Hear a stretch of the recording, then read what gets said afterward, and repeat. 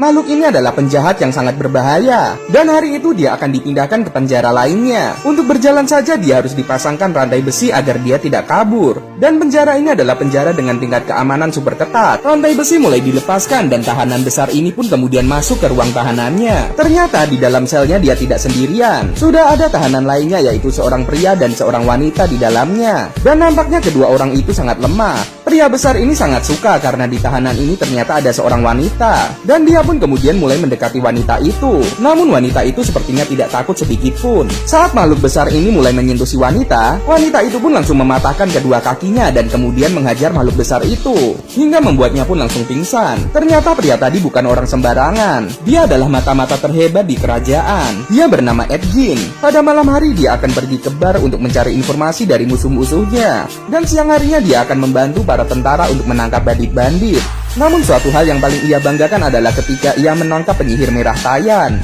Edgin memiliki keluarga kecil yang bahagia beserta istri dan anaknya. Namun suatu malam dia melihat penyihir Tayan yang sedang lewat di hadapannya. Dan dia pun menyadari bahwa dia telah dikhianati oleh kerajaannya sendiri. Edgin kemudian bergegas pulang ke rumah dan dia mendapati istrinya telah tewas karena balas dendam dari penyihir merah. Untungnya anaknya yang ada di dalam lemari berhasil selamat. Dan semenjak saat itu dia memutuskan untuk keluar dari organisasi mata-mata.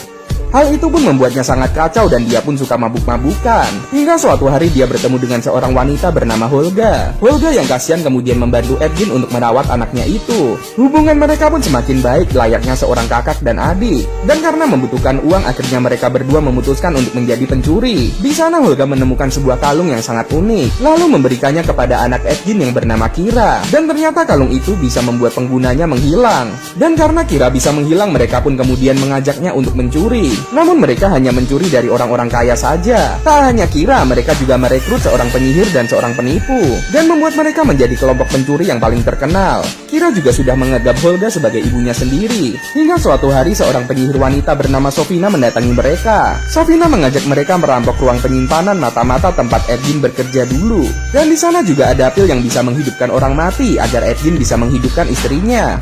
Namun kali ini mereka tidak mengajak Kira karena hal itu sangat berbahaya. Mereka pun akhirnya berhasil masuk ke gudang penyimpanan mata-mata itu. Dan banyak sekali benda berharga di sini. Sofina pun kemudian mengambil sebuah trompet berwarna merah yang selama ini ia incar. Sedangkan Edgin berhasil mendapatkan sebuah kunci yang bisa menghidupkan orang mati. Namun ternyata di kunci itu ada sebuah jebakan, hingga akhirnya membuat para penjaga di tempat itu mulai berdatangan. Sofina pun kemudian mengeluarkan sihirnya untuk menghalau para penjaga yang akan menangkap mereka. Namun ternyata jumlah penjaga di sana sangatlah banyak dan para penjaga itu mulai menembakkan panah ke arah mereka. Sofina pun kemudian mengeluarkan sihir untuk menghentikan waktu. Semua yang terkena sihir itu seakan-akan langsung berhenti begitu saja. Dan sayangnya Holga terkena sihir itu dan dia pun tidak bisa lari. Edgin pun terpaksa meninggalkan Holga, namun sayangnya dia malah terpleset, sehingga dia pun juga terkena sihir penghenti waktu.